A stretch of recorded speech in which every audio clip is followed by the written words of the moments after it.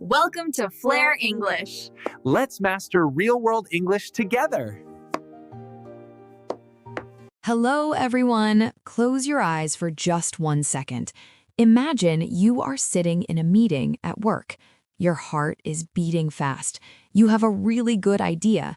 You open your mouth and you say, I think maybe we should try this. And then nobody listens. Your boss looks away.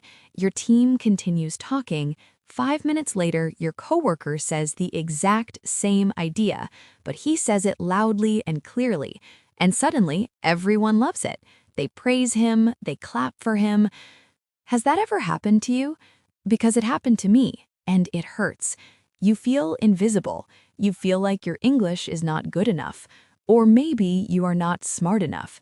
But my friend, you are smart enough. The problem is not your idea. The problem are 2 little words. I think. It is so true, Lucy. Those 2 small words can destroy your confidence at work. Welcome to Flair English, everyone. I'm Diego. And I'm Lucy. We're so happy you're here with us today because today we're going to change your professional life. We will teach you how to stop saying I think and how to sound like a strong, confident professional even if your English is at a beginner or intermediate level. Exactly. But before we start this life-changing lesson, we have a small favor to ask. If you want to build your confidence, speak better English, and finally get the respect you deserve at work, please hit that subscribe button right now. Yes, and don't forget to click the little bell icon too. When you press the bell, you'll be the first to know when we post a new video. Join our Flair English family. We're here to support you every single week. Thank you for subscribing. Now let's talk about I think. Lucy, you shared a very emotional story just now. Why do we use these words so much? Why is it our favorite phrase? That's a great question, Diego. For non-native English speakers, I think feels like a safe place. It's a blanket we hide under. We use it because we're afraid of making a mistake.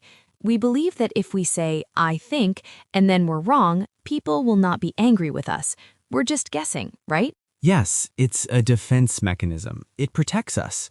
Also, in many cultures, being too direct is considered rude. In some countries, if you say, we must do this, people might think you're arrogant or bossy.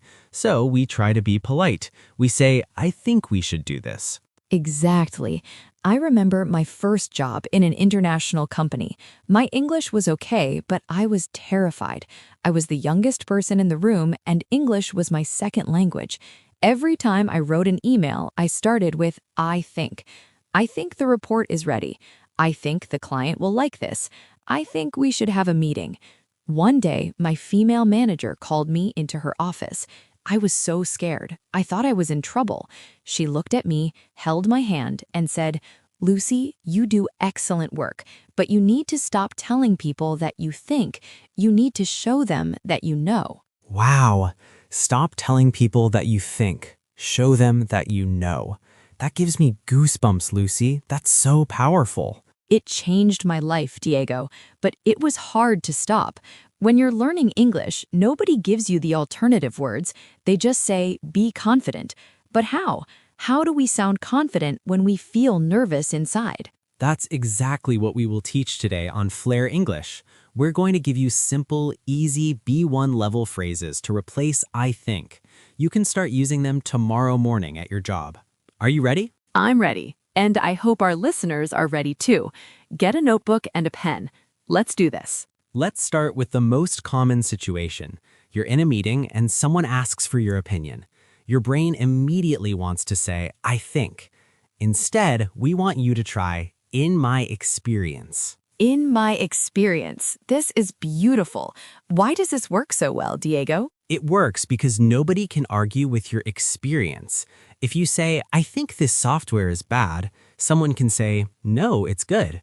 But if you say, in my experience, this software is difficult to use, you're stating a fact about your own life. It sounds very professional. Let's do a role play so our Flair English family can hear the difference. Diego, you be the boss. Ask me about a new project. Okay, acting as a boss. Lucy, what do you think about the new marketing plan? Well, I think it might be a little bit too expensive. Okay, pause. Listeners, did you hear that? Lucy sounded unsure. Her voice went up at the end. It sounded like a question. Now, let's try it with our new phrase. Lucy, what do you think about the new marketing plan? In my experience, campaigns like this usually go over budget. We should check the costs carefully. Wow. Boom. You sound like a manager, Lucy. Thank you. It feels completely different in my body when I say it. I feel powerful. Let's give our listeners another great phrase. Instead of I think, try using I believe. Ah, yes. I believe. It is so simple. It is only one word different from I think, but the emotion is completely different. Yes, I think happens in your head. It's just a thought. It can change. But I believe comes from your heart and your stomach. It means you trust yourself. Exactly. Let's compare. Bad way, I think this is the right choice for the client. Good way, I believe this is the right choice for the client. Can you feel the weight of that word, believe? It is strong. And if you want to be even stronger, you can add one small word, strongly. I strongly believe. I strongly believe we should change our strategy. If someone says that to me in a meeting, I immediately stop talking and listen to them. It commands respect. Now, Diego, sometimes we use I think when we actually have data, numbers, or proof. This is the biggest mistake. Yes, if you did the research, do not say, I think. You did the hard work. You looked at the numbers. Take the credit for it. So what should our listeners say instead? If you have facts, use the phrase based on the data or based on my research. Noting. Let's give a clear example. Let's say you work in customer service. You noticed that many customers are complaining about delivery times. Do not say to your boss, I think our deliveries are getting slower. Right, because your boss might say, well, I don't think so, and the conversation is over. Instead say, based on customer feedback, our deliveries are getting slower. Or, based on the data from this month, we have a delay in shipping. Smiling. It takes the pressure off you. You're not guessing. You're just being a messenger for the truth. It makes you sound incredibly smart and prepared. Another great phrase for this situation is the data shows that, or the results show that. The data shows that our sales are increasing. Simple. B1 level vocabulary, easy to pronounce, but it changes how people look at you. Okay, Lucy, let's talk about suggestions. Very often at work, we need to tell people what to do next, but we don't want to sound aggressive. So we say, I think we should do this. What is a better professional way to say this? My favorite phrase for this is, I suggest we, or I recommend we. I recommend. That is a beautiful word. It really is. Think about a doctor. When you go to the hospital, the doctor does not say, I think you should take this medicine. If a doctor said that, you would run away. You want a doctor who says, I recommend this treatment. Yes, because recommend means you're an expert who is offering a professional solution. Even if you're a junior employee, you're the expert of your own job. Let's practice. Instead of saying, I think we should hire a new assistant, say, I recommend we hire a new assistant. Instead of, I think we need more time for this project, say, I suggest we extend the deadline for this project. Clapping hands softly. Yes, listeners, I want you to say it out loud with us right now, wherever you are. Are you driving? Are you cooking? Just repeat after me. I recommend we extend the deadline. Pause for 3 seconds so the listener can repeat. Great job. You're already sounding more professional. Diego, I have a secret. Sometimes you don't need a replacement phrase at all. Sometimes the most powerful thing you can do is just drop it. Cut the words I think out of your sentence completely. Yes, this is my favorite tip. We call it the direct statement. Exactly. You just say the fact. Let's look at an example. I think this design is better. Take away I think. What do you have? This design is better. Wow, it is so direct. Let's do another one. I think we will finish by Friday. Take it away. We will finish by Friday. We will finish by Friday. When you say it like that, Lucy, it feels like a promise. It makes me trust you completely. And that's what we want, right? As people speaking English as a second language, we just want to be trusted. We want our bosses and our teams to look at us and say, she knows what she's doing. He is reliable.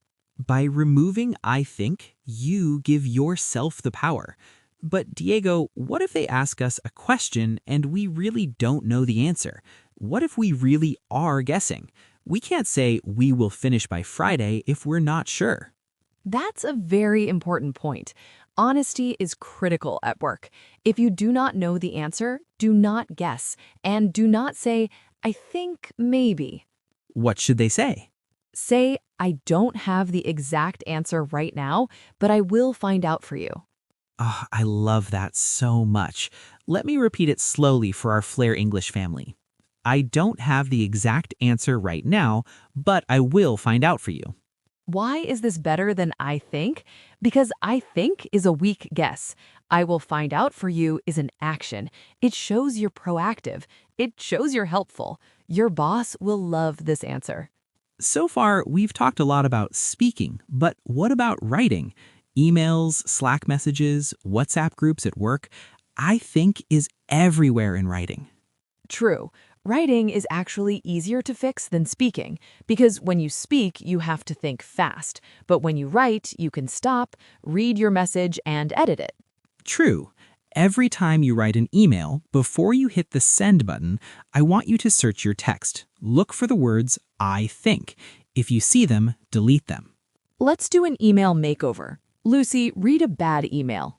Okay, here's a typical beginner email. Hi team, I think we should have a meeting tomorrow. I think the new software has some bugs. I think 10 a.m. is a good time for everyone. Let me know what you think.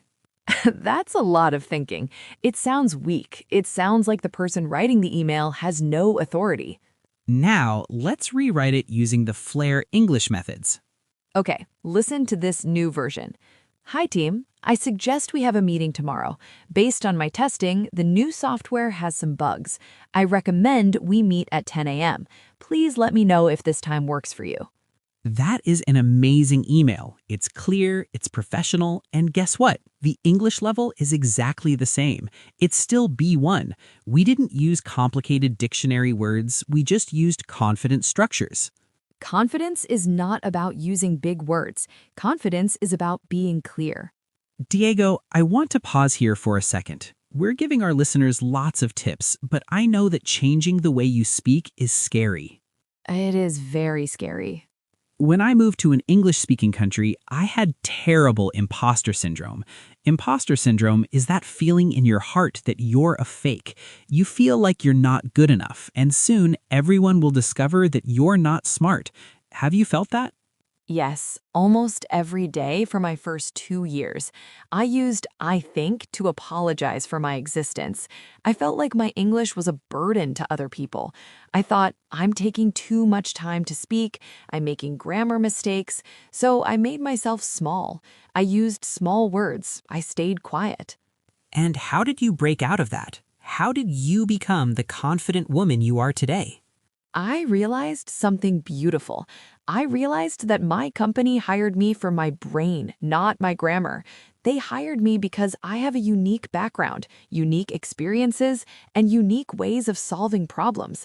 If I hide my ideas behind I think, I'm robbing my company of my true value. That is incredibly powerful. You are robbing them of your value. Yes, and to our listeners watching right now, your company hired you. They chose you. You worked hard to get where you are. Your accent is beautiful. Your English is a bridge, not a wall. You deserve to be heard. When you stop saying, I think, you are not just changing a vocabulary word. You're changing how you view yourself. You are telling yourself, my voice matters. I hope everyone listening takes that to heart. You are completely right, Lucy. Your voice matters. Now, let's move to a fun part of the podcast. We have received some amazing questions from our Flair English community on Instagram about this topic. Diego, do you want to read the first one? Yes, this question is from Maria in Brazil. Maria asks, "Hi, Lucy and Diego. I love your videos. My problem is that my boss is very strict. If I say I recommend or I believe, I am scared he will think I am being disrespectful because he is older and higher rank than me. What should I do?" Oh, Maria, this is such a great question. Cultural differences in the workplace are very real. In some cultures, speaking directly to a strict boss feels dangerous. Yes, so how can Maria sound confident but also very polite and respectful? For Maria, I would suggest adding a respectful opening before the confident phrase. She can say, "From my perspective," or "If I may share my observation." Oh, "if I may share my observation" is excellent. It asks for permission respectfully, but then you state a fact. Exactly. So Maria can say, "Sir, if I may share my observation, the data shows that this project needs more time. It is incredibly polite, but it does not use the weak 'I think.'" Great advice. Here is question number 2. This is from Ahmed in Egypt. Ahmed asks, "What if I make a mistake? If I say we will finish by Friday and then we don't finish by Friday, won't I look like a liar? Isn't it safer to say I think we will finish?" Ahmed, I totally understand your fear. It feels like a trap. But Ahmed, remember this. In business, people respect accountability. Accountability means taking responsibility. If you say we will finish by Friday, you're setting a clear goal. And if Thursday comes and you see that you cannot finish, what do? You communicate. You send an email and say, "Hi boss, I want to give you an update. We had an unexpected delay with the software. We will not finish by Friday. The new deadline is Monday." Exactly. You don't need to say I think to protect yourself. You just need to communicate clearly when things change. Bosses do not hate delays. Bosses hate surprises. As long as you update them, you look like a strong leader. Beautifully said, Diego. I think, oh, wait, I just caught myself. You said I think. The expert made a mistake. Yes, I'm human. Listeners, I just said I think. Let me correct myself immediately. I strongly believe that was a beautiful answer, Diego. There we go. Much better. And that's a great lesson for everyone. You will make mistakes. You will accidentally say, I think, tomorrow at work. Don't be angry with yourself. Just smile, correct it in your mind, and try again next time. Okay, Flair English family, it is time for a quiz. We want to make sure you remember everything we taught you today. I'm going to give you a weak sentence with I think. I'm going to pause for 3 seconds. I want you, the listener, to shout out a better, stronger sentence. Then Lucy will give you the correct answer. Ready? Let's go. Sentence number 1. I think we should cancel the meeting. Pause.